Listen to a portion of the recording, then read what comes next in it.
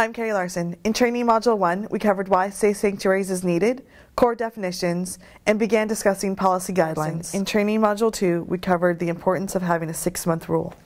The 6-month rule is the length of time an active volunteer should be a part of your church before participating in children or youth ministries.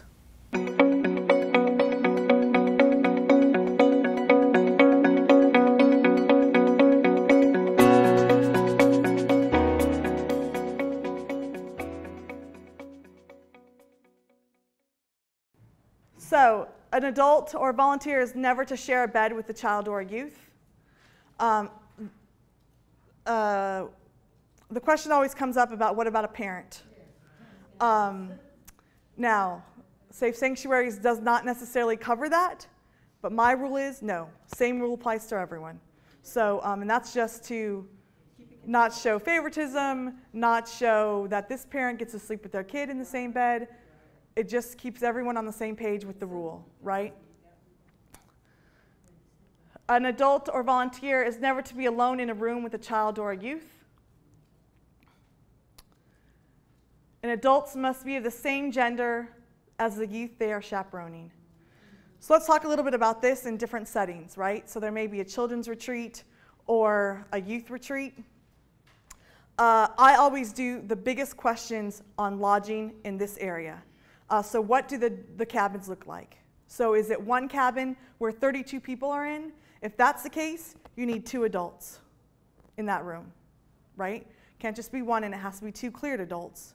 If it's a cabin with different rooms, right? You guys know what I'm kind of talking about? So what I do is I have an adult room, and I have the rest of them youth. So I don't have to worry about having 2 adults in each room. And that's also in a setting where we're all in the same cabin. Right? Another big one is hotel stays. I'm a stickler on this, and this is specifically for Rock. Any contract that I sign for my youth to stay at a hotel, I demand that we are on the same floor. If you want me accountable for my youth, you put me on the same floor. Now, that takes courage. It takes an argument every year. But I'm willing to fight that argument because I know if you want me responsible, then I need to have one on floor. I don't want 3 on one room, 1 floor, 2 on another, 4 on another. I can't control where they are and what's going on those floors. And so what I do is I have a couple rooms. I have an adult room and then a couple rooms. And there are some hotels where they are joined rooms. I never have an adult room connected to a joined room. While it takes 2 people to open that door, I don't want to chance it. So you just have to know the hotel layout. It takes a lot of questions, but it's one of those things that I just feel the most passionate about because it's the most difficult to control where your youth are, or children for that matter. So again, yes? You say you have an adult room and a child room.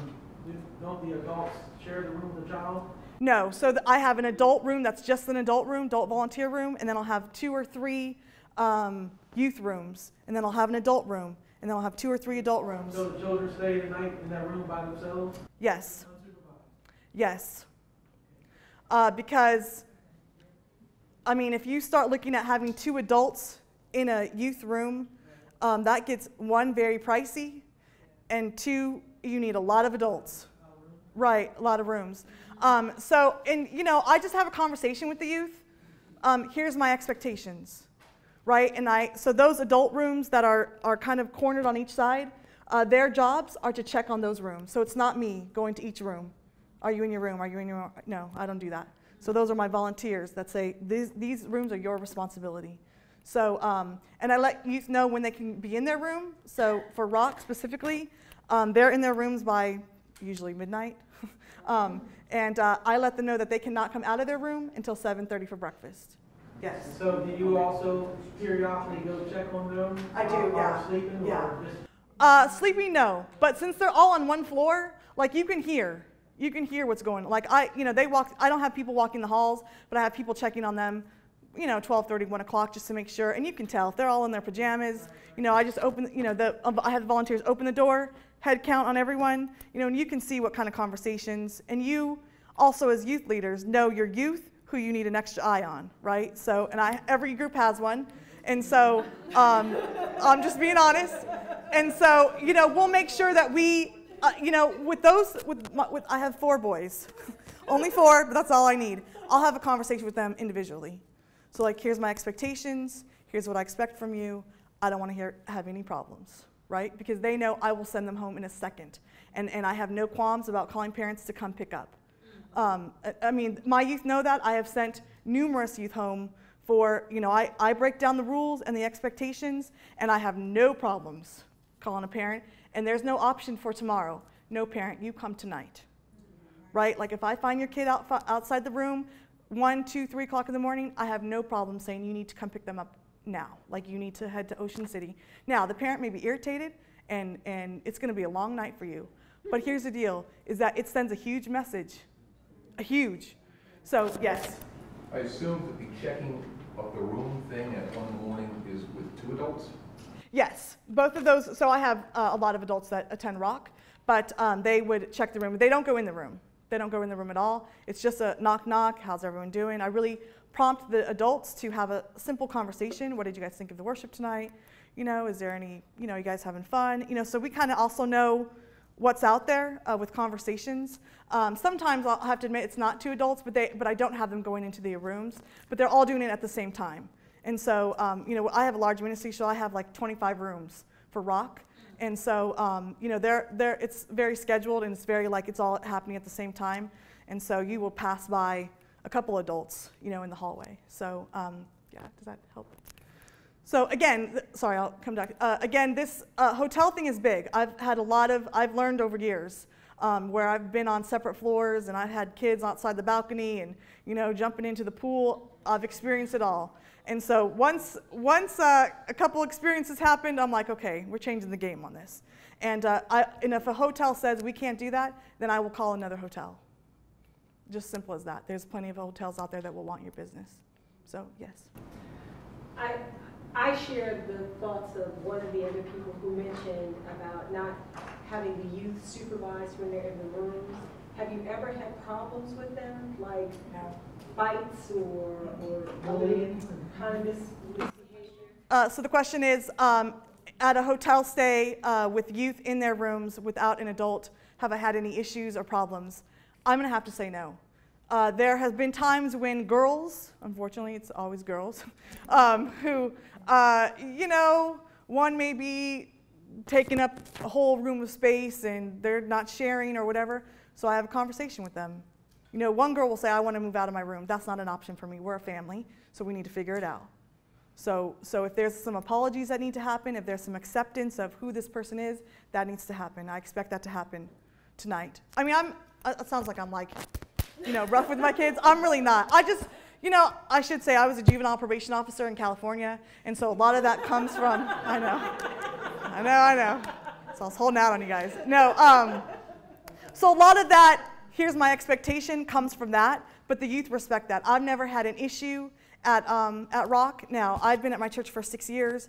The previous youth leader, she had adults come and roam the halls. That was their job. They just roam the halls all night long.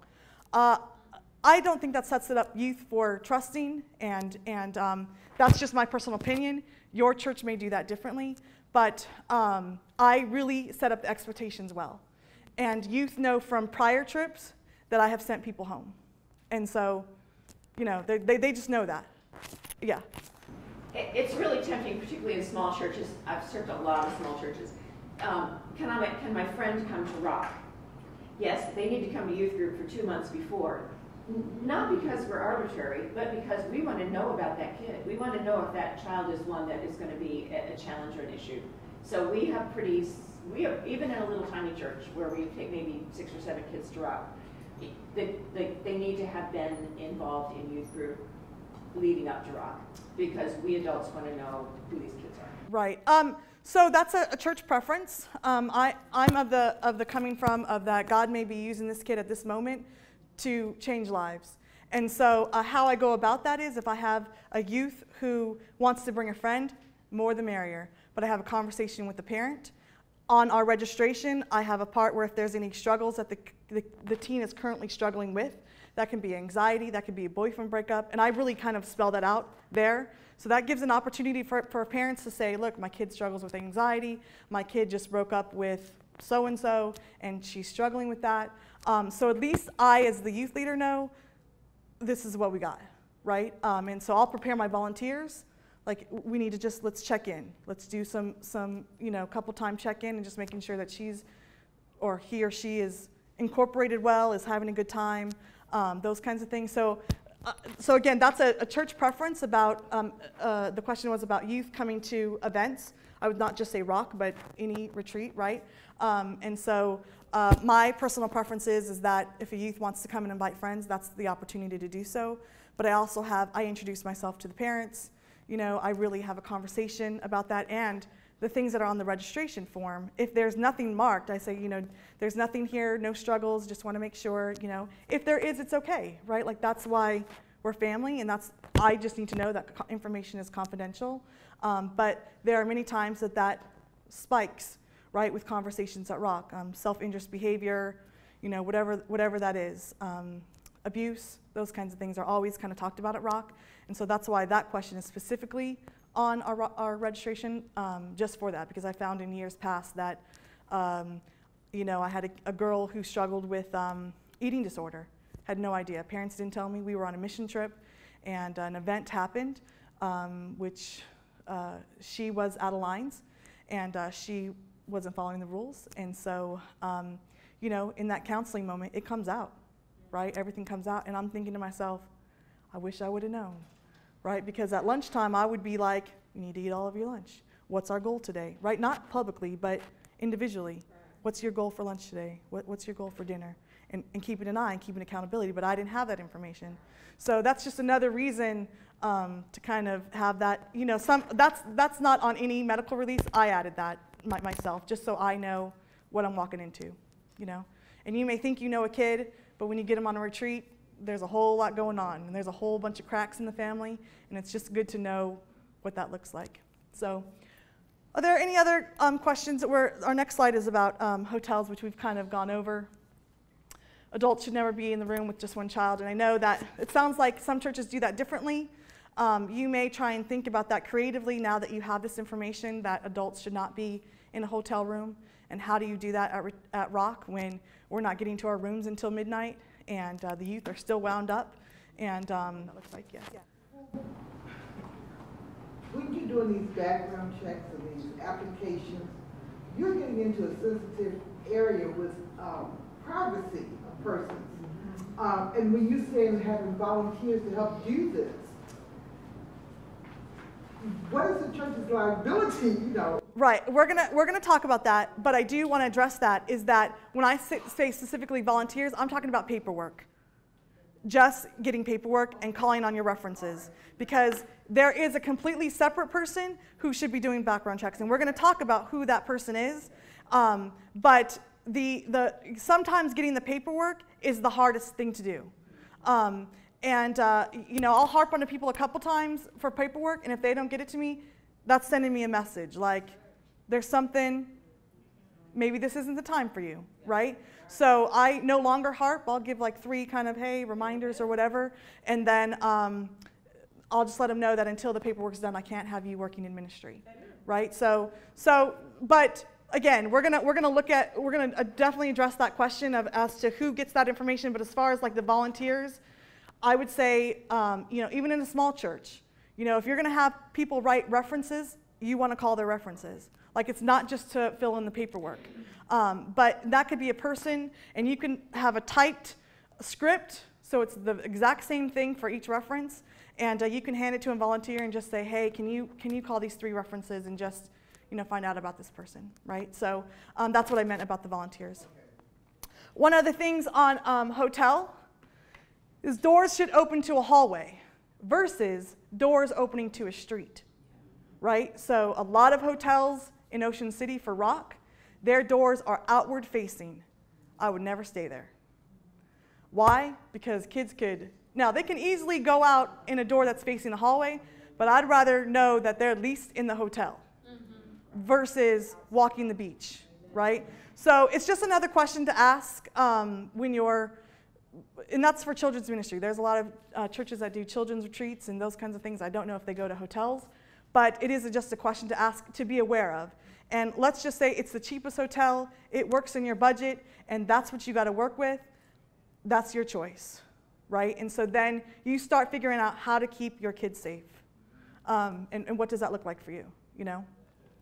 Some churches put tape, masking tape on the door, and so, but that means someone's got to get up early enough to make sure that the tape wasn't, you know, broken. Again, that's, you know, your team's creative process for how that works and what that looks like for your guys' ministry. All right, we've talked a little bit about cabin settings already, 2 adults in a large room with multiple bunk beds. Or depending on the layout of the cabin is, I have, you know, at Manadokin, they have cabins that have individual rooms. And so each room may have, I think, 4 beds. Don't quote me on that. But so I'll have 1 or 2 adult rooms, like there's on either side, I'll have an adult room on this side and an adult room on this side. And then I'll have the rest of the rooms, all girls rooms. And I'll assign 1 female adult bathroom and 1 youth bathroom. So it just depends on the setting, though. That may change. There may be only 1 bathroom. And so you just, you know, that's what you got to, that's how you got to roll. So in this situation, they actually do stay with the kids. Right, in this situation. So that is a situation where it's just 1 cabin, I think at West River, is it West River? One of the camps, they have a cabin that has 32 beds. Right, West River. So that room, that's individual, I think, that one. Yeah, that's individuals. There's another, I can't remember the camp, but that's not important. There's 1 camp that we go to that has 32 bunk beds in the room. So it's 1, like, you know, this room with 32 bunk beds. So in that, I would have 2 to 3 adults. At least 2, sometimes 3, just depending on, you know, what's out there. So, and that would just be all female. And then there would be another male cabin. Same principle.